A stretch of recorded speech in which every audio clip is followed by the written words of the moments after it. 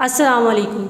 आज इस वीडियो में हम डिस्कस करेंगे डेंसिटी और वॉल्यूम के बारे में, और इसके अलावा ऐसे इंस्ट्रूमेंट को पढ़ेंगे जिसके ज़रिए हम वॉल्यूम को फाइंड कर सकते हैं और वॉल्यूम की मदद से डेंसिटी को मालूम किया जा सकता है। तो इसको पढ़ने से पहले सबसे पहले हम डिस्कस करेंगे मैटर की स्टेट्स। ये तो आप जानते हैं, मैटर हम किसी भी ऐसी चीज़ को कहते हैं जिसका कोई वज़न हो और वो जगह घेरे। इसी तरह मैटर को फिर 3 हिस्सों में डिवाइड किया हुआ है। सबसे पहला जो उसका हिस्सा है, सबसे पहले आप कह सकते हैं उसकी जो स्टेट है वो कहलाती है सॉलिड, देन लिक्विड और फिर उसके बाद गैस। अगर हम सॉलिड की बात करें तो सॉलिड की फिक्स शेप होती है और उसका फिक्स साइज़ होता है। आप कोई भी सॉलिड देख सकते हैं, आपके सामने जो भी सॉलिड मौजूद है जैसे कि चेयर, फर्नीचर, पेन, तो ये सारे अगर आप नोट करें तो इनका साइज़ भी फिक्स है और इनकी शेप भी फिक्स है। इनका साइज़ और इनकी शेप चेंज खुद से नहीं हो सकता जब तक इसके एनवायरनमेंट को चेंज ना किया जाए। तो रूम टेम्परेचर पर इनकी स्टेट यही रहेगी। इसके बाद अगर आप इस पर फोर्स अप्लाई भी करें तो फोर्स अप्लाई करने से इसके साइज़ और इसकी शेप में कोई फ़र्क नहीं आएगा, और अगर प्रेशर भी अप्लाई करें तो प्रेशर अप्लाई करने से ज़्यादातर इसकी शेप पर कोई फ़र्क नहीं पड़ता, और अगर आता भी है तो बहुत नेग्लिजिबल चेंज आता है। अब अगर हम बात करें लिक्विड्स की, तो लिक्विड की फ़िक्स शेप नहीं होती, ना ही उसका कोई फिक्स साइज़ होता है। फ़िक्स शेप क्यों नहीं होती? क्योंकि वो उसके जो मॉलिक्यूल्स होते हैं, उसके जो पार्टिकल्स होते हैं वो दूर दूर होते हैं, और वो शेप लेता है कंटेनर की। यानी अगर ग्लास में है तो ग्लास की शेप लेगा, अगर बॉटल में है तो बॉटल की शेप लेगा, और अगर फ्लोर पर है तो फ्लोर पर बिल्कुल वो फ्लोर की शेप में, यानी बिल्कुल उसी तरीके से मौजूद होगा। तो लिक्विड जो है वो कंटेनर की शेप लेता है। लिक्विड पर अगर हम प्रेशर अप्लाई करें या फोर्स अप्लाई करें तो इसमें भी इसके वॉल्यूम में इतना कोई ज़्यादा चेंज नहीं आता, बहुत नेग्लिजिबल चेंज आता है। अब अगर हम बात करें गैस की, तो गैस की ना तो कोई फिक्स शेप होती है, ना ही इसका कोई फिक्स वॉल्यूम होता है। इस वजह से ये किसी भी कंटेनर में अगर जाए, जैसे सिलेंडर में या बॉटल में या किसी और कंटेनर में, तो ये उसी कंटेनर की शेप को एडजस्ट कर लेगा, क्योंकि इसके जो पार्टिकल्स हैं वो बहुत दूर दूर होते हैं। सॉलिड के बहुत कंजस्टेड होते हैं पार्टिकल्स, तो आप ये भी कह सकते हैं उसकी जो अट्रैक्टिव फोर्सेस हैं वो बहुत ज़्यादा है। उन अट्रैक्टिव फोर्सेस को हम इंटरमॉलिक्यूलर फोर्सेस भी कहते हैं। तो इंटरमॉलिक्यूलर फोर्सेस अगर बहुत ज़्यादा हो तो वो आपको सॉलिड फॉर्म में दिखाई देगा, अगर कम हो यानी ना बहुत ज़्यादा है ना बहुत कम है, एक इंटरमीडिएट स्टेट है, तो वो लिक्विड में पाया जाएगा, और अगर वो बहुत ना होने के बराबर है यानी बिल्कुल कम है तो वो होगा गैसेस फॉर्म में। इसके अलावा मैटर की एक और स्टेट होती है जिसको हम कहते हैं plasma state. Plasma state matter की 4th स्टेट है, जो कि सॉलिड नहीं होती ना तो लिक्विड होती है, बल्कि वो इन दोनों की एक इंटरमीडिएट स्टेट होती है जिसको हम कहते हैं प्लाज्मा। या आप ये भी कह सकते हैं एक आयनाइज स्टेट होती है जिसमें आयंस की प्रोडक्शन हो रही होती है, तो वो क्या होगी, वो प्लाज्मा कहलाएगी। Like jelly, like honey type या लावा, ये सब प्लाज्मा की एग्जाम्पल है। अब आगे आप देख सकते हैं यहाँ पर अगर हम कंपेयर करें 2 ऑब्जेक्ट्स को, एक हम वुड को कंपेयर करें, वुड पीस लें, लकड़ी का तना ले लें, लकड़ी का कोई टुकड़ा ले लें, और इसी तरह इसके साथ अगर हम एक नीडल लें, दोनों को पानी में डिप करवाएं, तो लकड़ी का जो तना होगा या लकड़ी का जो स्टेम होगा वो पानी में बिल्कुल फ्लोट कर रहा होगा, और जो नीडल होगी वो बिल्कुल सिंक कर जाएगी। इसके पीछे वजह क्या है? इसके पीछे वजह ये है कि वैसे तो यहाँ पे एक गलत कॉन्सेप्ट है कि हम कहते हैं कि नीडल का मास ज़्यादा है जिसकी वजह से वो पानी में डूब रही है, और कह सकते हैं कि वो हैवियर है इस वजह से वो पानी में डूब रही है, और जो वुड है वो पानी में इसलिए नहीं डूब रहा क्योंकि वो हैवियर नहीं है। लेकिन ये कॉन्सेप्ट गलत है। बजाय इसके कि हम ये कह सकते हैं कि जो वुड है उसकी density as compare to iron कम है जिसकी वजह से वो नहीं डूब रहा, और जो आयरन है उसकी डेंसिटी ज़्यादा है जिसकी वजह से वो पानी में डूब जाता है। तो इसका मतलब यहाँ पे सारी बात होती है डेंसिटी की। तो डेंसिटी को कैसे फाइंड किया जाएगा ये हम अभी डिस्कस करेंगे। अब डेंसिटी फाइंड करने के लिए हमारे पास 2 चीज़ें होनी चाहिए, एक बॉडी का मास और एक बॉडी का वॉल्यूम। मास तो अमूमन हम मेजर कर सकते हैं फिजिकल बैलेंस के थ्रू, या आपको मास मेजरमेंट का तो आइडिया है कि मास हम किसी भी तरीके से नोट कर सकते हैं। अक्सर ऑब्जेक्ट्स पे उनका मास लिखा हुआ होता है, तो मास तो इश्यू नहीं है। लेकिन अगर हम वॉल्यूम की बात करें तो वॉल्यूम फाइंड करने का एक तरीका है। रेगुलर ऑब्जेक्ट्स जो होते हैं, यानी अगर वॉल्यूम फाइंड करने की बात हो तो दो तरह के ऑब्जेक्ट्स का वॉल्यूम फाइंड करते हैं हम। एक होते हैं रेगुलर ऑब्जेक्ट्स और एक होते हैं इर्रेगुलर ऑब्जेक्ट्स। रेगुलर ऑब्जेक्ट्स का वॉल्यूम तो हम फॉर्मूले के थ्रू फाइंड कर सकते हैं, क्योंकि रेगुलर ऑब्जेक्ट्स के फाइंड करने के लिए बाकायदा ज्योमेट्रिकल फार्मूला है मौजूद है, यानी लेंथ के लिए मौजूद है, और अगर लेंथ और ब्रेथ उन्हें मल्टीप्लाई कर दें तो किसी तरह से वो वॉल्यूम आ जाएगा। या कोई भी रेगुलर बॉडी है, लाइक ट्रायंगुलर है, रेक्टेंगुलर है, तो उसको हम आसानी से फाइंड कर सकते हैं with the help of formula. लेकिन अगर हम बात करें इर्रेगुलर ऑब्जेक्ट की, तो इर्रेगुलर ऑब्जेक्ट का वॉल्यूम फाइंड करने के लिए हम एक मेजरिंग इंस्ट्रूमेंट यूज़ करते हैं जिसको हम कहते हैं ग्रेजुएटेड सिलेंडर। तो ग्रेजुएटेड सिलेंडर की मदद से हम क्या करेंगे, किसी भी इर्रेगुलर बॉडी का वॉल्यूम फाइंड करेंगे ग्रेजुएटेड सिलेंडर और एक बीकर की मदद से। सबसे पहले आप ये देख सकते हैं कि वॉल्यूम मेजर करने के लिए हम यूनिट्स जो यहाँ पे इस्तेमाल करते हैं वो ज़्यादातर होता है लीटर और होता है मीटर क्यूब। 1 लीटर इक्वल होता है 1000 सेंटीमीटर क्यूब के, और 1 मीटर क्यूब होता है 1000 लीटर्स के। तो ये यूनिट कन्वर्जन जब हम आगे मज़ीद करेंगे तो आपको ये मज़ीद क्लियर हो जाएगा, लेकिन आपको ये मेजरमेंट याद रखनी होगी। इसके बाद फिर अब जैसे कि मैंने मेजरिंग सिलेंडर की बात की, मेजरिंग सिलेंडर आपके सामने मौजूद है। मेजरिंग सिलेंडर एक ऐसा इंस्ट्रूमेंट है जो यूज़ किया जाता है किसी भी इर्रेगुलर सरफेस का वॉल्यूम मालूम करने के लिए। इसके साथ हम एक स्केल अटैच करते हैं और स्केल हाइट मेजर कर रहा होता है, और ये जो सिलेंडर है ये वॉल्यूम मेजर कर रहा होता है। अब यहाँ पर आप देख सकते हैं इसमें हम करेंगे क्या, अब जब इसमें ऑब्जेक्ट डाला जाएगा तो ऑब्जेक्ट की रीडिंग कैसे निकाली जाएगी। इधर आप अगर स्केल को जूम करके देखें सेकंड वाली फिगर में 1.24 में, तो आप यहाँ पे देख सकते हैं स्केल जो है ये आपके पास 0 से स्टार्ट हो रहा होता है। 0 से स्टार्ट हो रहा होता है, तो 0 के पास 10 लाइंस होती हैं और उसके बाद फिर आता है 10, देन फिर 10 लाइन के बाद 20, फिर 10 लाइन के बाद 30। ये जो स्केल है ये है मिलीलीटर्स में, तो मिलीलीटर में इसमें हम वॉल्यूम मालूम करते हैं। बाकी लीटर में भी हो सकता है, 1 लीटर तक का वॉल्यूम इसमें फाइंड किया जा सकता है। अब ये 0 के बाद 10 आया, फिर 20, 30, 40, इसके बाद फिर इसी तरह ये तकरीबन जा रहा है 100 मिलीलीटर तक। अब 100 मिलीलीटर तक हम इसकी रीडिंग निकाल सकते हैं।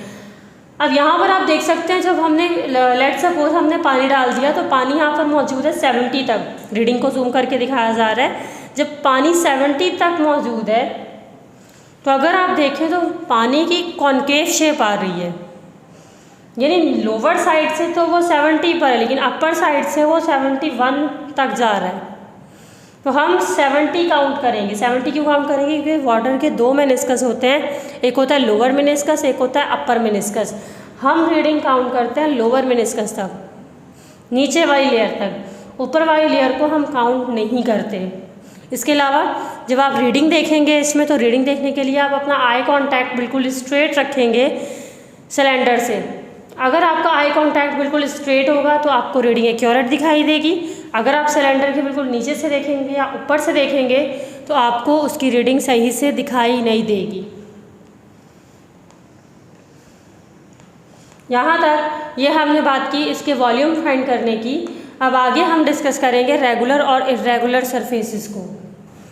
अब जैसे कि मैंने कहा था कि वॉल्यूम हम रेगुलर और इर्रेगुलर बॉडी का फाइंड करते हैं, तो यहाँ पर रेगुलर सॉलिड का वॉल्यूम फाइंड करने का तरीका बताया जा रहा है। जैसे यहाँ पे 2 तरह के रेगुलर सॉलिड्स दिए हुए हैं, एक है रेक्टेंगुलर ब्लॉक और दूसरा है सिलेंडर।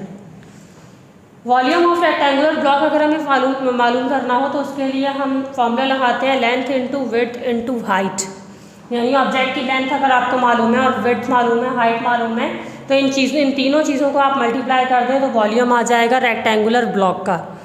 लेकिन इसी के साथ साथ अगर हमें मालूम करना है सिलेंडर का, तो सिलेंडर का वॉल्यूम फाइंड करने का जो फॉर्मूला है वो है πr²h।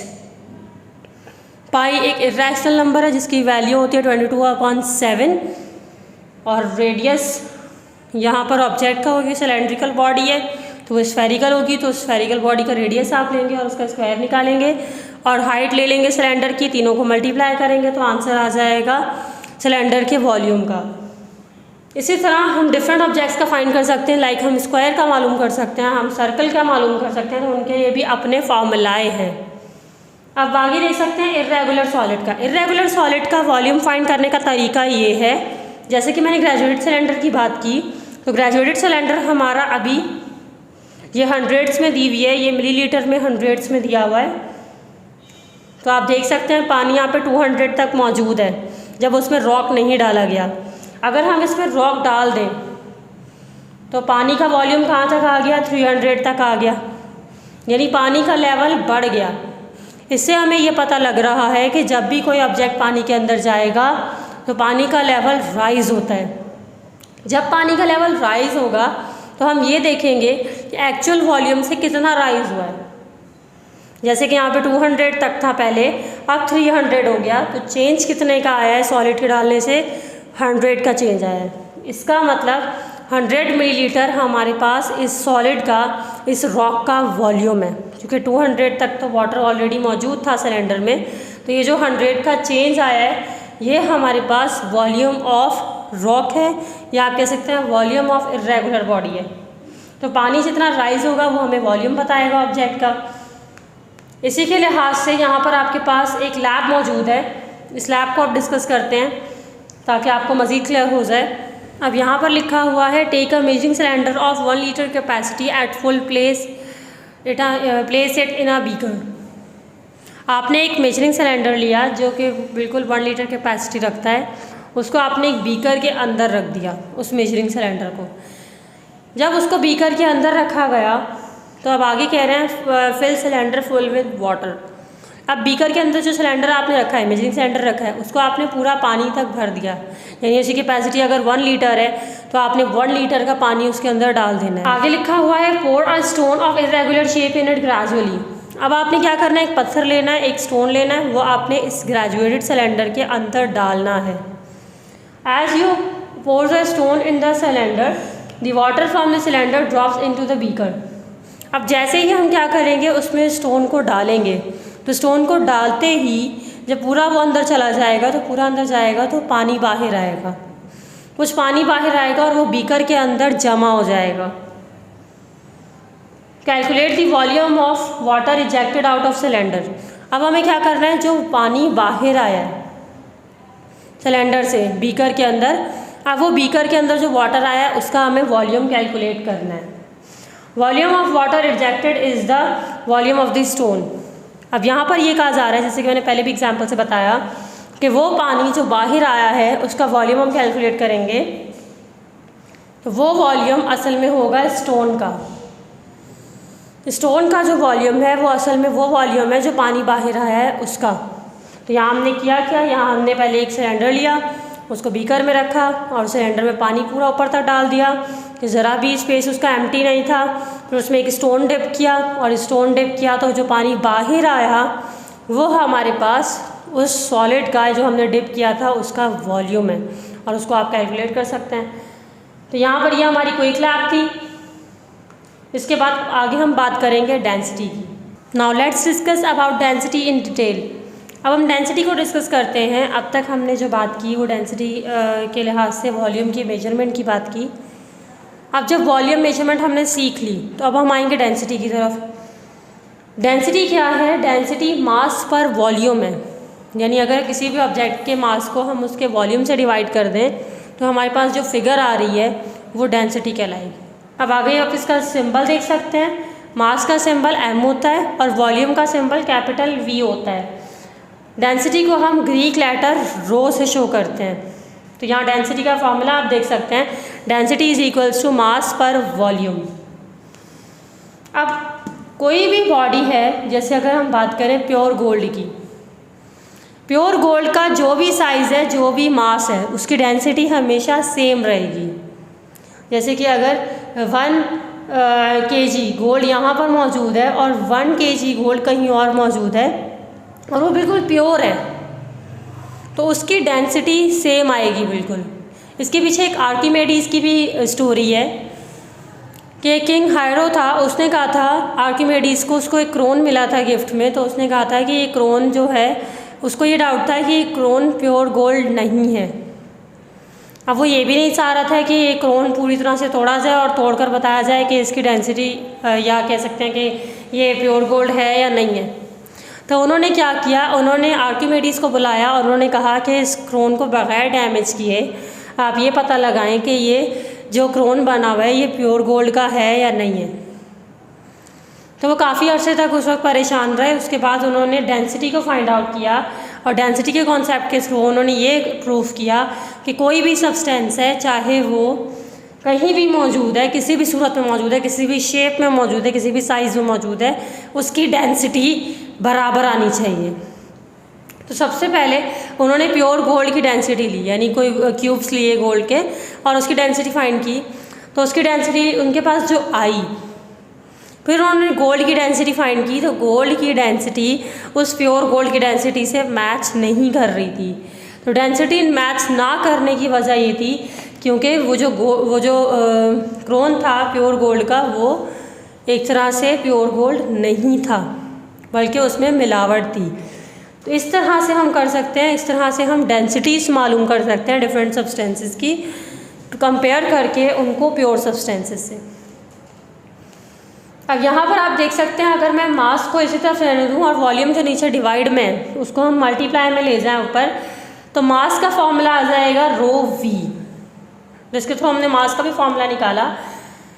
अब डेंसिटी का ऐसा यूनिट देखते हैं, तो क्योंकि इसका जो फॉर्मूला है वो मास पर वॉल्यूम है, तो मास का ऐसा यूनिट होता है केजी, वॉल्यूम का ऐसा यूनिट होता है मीटर क्यूब। तो यहाँ पर मीटर क्यूब इसका ऐसा यूनिट है, तो यहाँ पर अगर हम इसे सब्सटीट्यूट करें तो मास की जगह केजी आ गया, वॉल्यूम की जगह मीटर क्यूब आ गया, इसका जो यूनिट बना वो केजी पर मीटर क्यूब बन गया। अब मीटर क्यूब यहाँ पर किस में, डिवाइड में, ऊपर जाकर आप इसको माइनस में भी लेके जा सकते हैं, तो केजी मीटर पावर -3 इसका यूनिट आ गया। अब इसके अलावा ये तो था ऐसा यूनिट, अगर हम इसको CGS यूनिट में देखें तो वो इसका है ग्राम पर सेंटीमीटर क्यूब, ये इसका CGS यूनिट कहलाता है। एल्युमिनियम की डेंसिटी ग्राम पर सेंटीमीटर क्यूब में हमारे पास होती है 2.70 ग्राम पर सेंटीमीटर क्यूब, लेकिन अगर इसको हम केजी पर मीटर क्यूब में लें तो हमें 2.70 को 1000 से मल्टीप्लाई करना होगा, तो वो यूनिट चला जाएगा केजी पर मीटर क्यूब में। तो मल्टीप्लाई कर देंगे 1000 से, तो क्या आ गया 2700 केजी पर मीटर क्यूब, ये हमारे पास डेंसिटी है एल्युमिनियम की। अब अगर आप देखें, आपने शायद नोट भी किया हो, जॉर्डन में एक सी मौजूद है, एक समंदर मौजूद है जिसको कहते हैं डेड सी।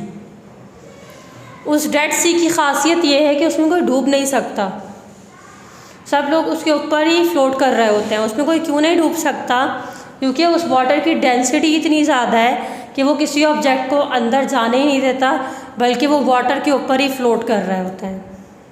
तो ये एक तरह से प्रैक्टिकल एग्जाम्पल है डेंसिटी की, कि जब वाटर ज़्यादा डेंसिक होता है तो फिर वहाँ पर आप उसमें नहीं डूब सकते, लेकिन अगर वाटर की डेंसिटी कम होती है तो हम उसमें डूब जाते हैं। अब नेक्स्ट हम डिस्कस करेंगे रिलेटिव डेंसिटी के बारे में।